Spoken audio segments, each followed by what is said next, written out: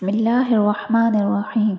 نہروان میں خارجیوں کو شکست فاش ہوئی تھی۔ اس جنگ میں جو خارجی بچ نکلنے میں کامیاب ہو گئے تھے انہوں نے حضرت علی، حضرت امیر معاویہ اور حضرت عمر بن عاص کے قتل کا منصوبہ بنایا۔ ان خارجیوں کا سردار ابن ملجم تھا۔ ابن ملجم نے حضرت علی کی شہادت کی حامی بھری۔ عمر بن بکر تمیمی نے حضرت عمر بن عاص کی شہادت کی حامی بھری، جبکہ برق بن عبداللہ تمیمی نے حضرت امیر معاویہ کو شہید کرنے کی حامی بھری۔ چنانچہ ان تینوں نے اپنے اس ناپاک ارادے کے لیے 17 رمضان المبارک بوقت فجر کا وقت طے کیا اور اپنے ارادوں کے لیے روانہ ہو گئے۔ حضرت علی پر قاتلانہ حملے کے لیے ابن ملجم کوفہ پہنچا۔ ابن ملجم مصر کا رہنے والا تھا۔ اس نے کوفہ جا کر اپنے حامیوں کو اکٹھا کرنا شروع کیا جو نہروان میں بچ گئے تھے۔ اس دوران اس نے اپنا راز کسی سے بیان نہ کیا۔ ایک دن اس کی ملاقات شبیب بن شجرہ سے ہوئی جو اسے اپنے مطلب کا آدمی لگا۔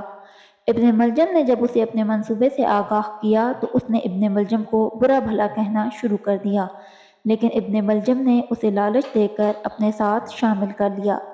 اس دوران ابن ملجم کی نظر بنو تمیم کی ایک حسین دوشیزہ پر پڑی اور وہ اسے دیکھتے ہی اس پر مر مٹا۔ اس حسینہ نے ابن ملجم کو پہچان لیا اور اس کو اپنے پاس بلایا۔ ابن ملجم جب اس کے پاس گیا تو اس نے اس شرط پر ابن ملجم سے نکاح کی حامی بھری کہ وہ اسے 3000 درہم، ایک غلام، ایک لونڈی اور حضرت علی کا کٹا ہوا سر مہر میں دے تو وہ اس سے نکاح کر لے گی۔ ابن ملجم نے کہا کہ اسے آخری شرط منظور ہے، باقی کی شرائط وہ پوری کرنے پر قادر نہیں۔ بنو تمیم کی اس دوشیزہ نے حامی بھر لی۔ ابن ملجم نے اس دوشیزہ سے کہا کہ وہ اسے اپنے قبیلے کا کوئی قابل اعتماد آدمی دے تاکہ وہ اسے اپنے منصوبے کو پایہ تکمیل تک پہنچانے کے لیے استعمال کر سکے۔ اس دوشیزہ نے وردان نامی ایک شخص کو ابن ملجم کے ساتھ کر دیا۔ 17 رمضان المبارک بروز جمعہ فجر کے وقت ابن ملجم اپنے دونوں ساتھیوں شبیب اور وردان کے ہمراہ جامع مسجد کوفہ پہنچا اور یہ تینوں مسجد کے ایک کونے میں چھپ گئے۔ جس وقت حضرت علی نے نماز فجر کے لیے تشریف لائی اس وقت شبیب نے آگے بڑھ کر حضرت علی پر پہلا وار کیا۔ شبیب کے وار کے بعد ابن ملجم آگے بڑھا اور اس نے آپ پر دوسرا وار کیا۔ وردان نے یہ دیکھا تو بھاگ کھڑا ہوا۔ شبیب بھی وار کرنے کے بعد بھاگ نکلا جبکہ ابن ملجم پکڑا گیا۔ وردان نے جب اس کا ذکر اپنے دوستوں سے کیا تو انہوں نے اسے قتل کر دیا۔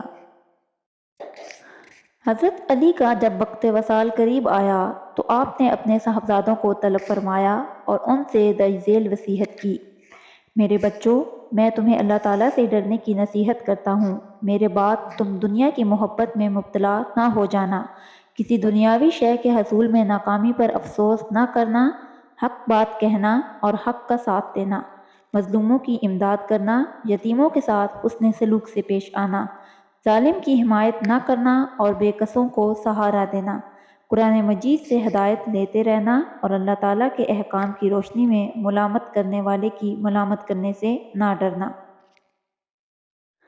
حضرت علی نے اپنے بھانجے حضرت ام ہانی کے بیٹے حضرت جودہ کو نماز پڑھانے کا حکم دیا۔ اس دوران سورج طلوع ہو چکا تھا۔ لوگ آپ کو زخمی حالت میں گھر لے گئے۔ ابن ملجم کو آپ کی خدمت میں پیش کیا گیا۔ آپ نے اس بدبخت سے پوچھا کہ تمہیں کس چیز نے مجھے مارنے پر آمادہ کیا؟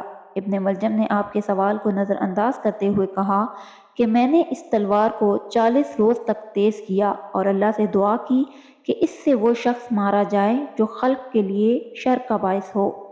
حضرت علی نے فرمایا، میں دیکھ رہا ہوں کہ تو اس تلوار سے مارا جائے گا۔